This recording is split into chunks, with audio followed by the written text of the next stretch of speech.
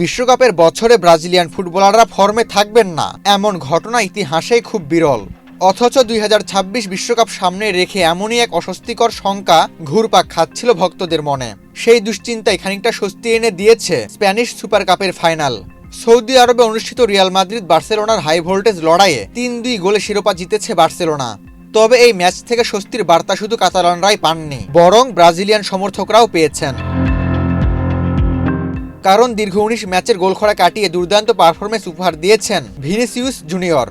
অন্যদিকে বার্সেলোনার তারকা রাফিনিয়া তো যেন আলাদা করেই নতুন আশার আলো জ্বালিয়েছেন সেলেসাও শিবিরে।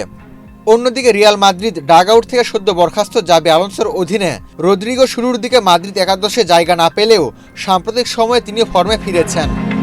Gold's Gym across 30+ countries with over 700+ locations worldwide. Train anywhere, belong everywhere.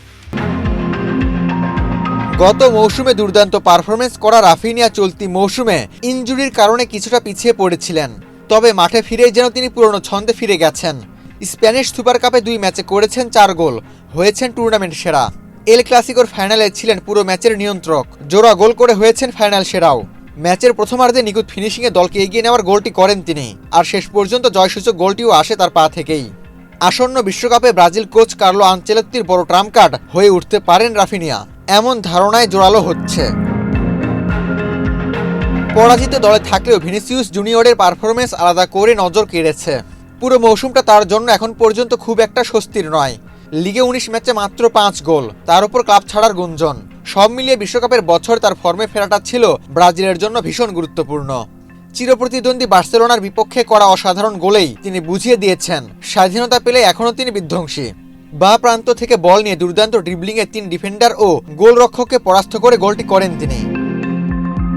এদিকে ফাইনালে খুব একটা আলো কাটতে না পারলেও সেমিফাইনালে আতলেটিকো মাদ্রিদের বিপক্ষে চোখ ধাঁধানো এক গোল করেছিলেন রদ্রিগো। আগের ৬ ম্যাচে ধারাবাহিক ভালো পারফরমেন্সের মাধ্যমে কোচের আস্থা অর্জন করেছেন তিনি। শুধু এল ক্লাসিকোই নয়, ব্রাজিলিয়ান ফুটবল ভক্তদের জন্য সুখবর এসেছে ইউরোপের অন্য মঞ্চ থেকেও। মৌসুমের প্রথমার্ধে খুব একটা ভালো যায়নি ম্যাথিউস কুনিয়ার, তবে ম্যানচেস্টার ইউনাইটেডে যোগ দিয়ে আবার ছন্দে ফিরতে শুরু করেছেন তিনি। রিয়ালে বেঞ্চে বসে বিরক্ত হওয়া তরুণ স্ট্রাইকার এন্ড্রিক ফ্রান্সের ক্লাব লিওতে গিয়ে মাঠে নেমেই গোলের দেখা পেয়েছেন। যদিও চেলসিতে খেলা প্রতিভাবান উইঙ্গার এস্তেভা উইলিয়ামের ফর্ম সাম্প্রতিক সময়ে কিছুটা ভাটা পড়েছে।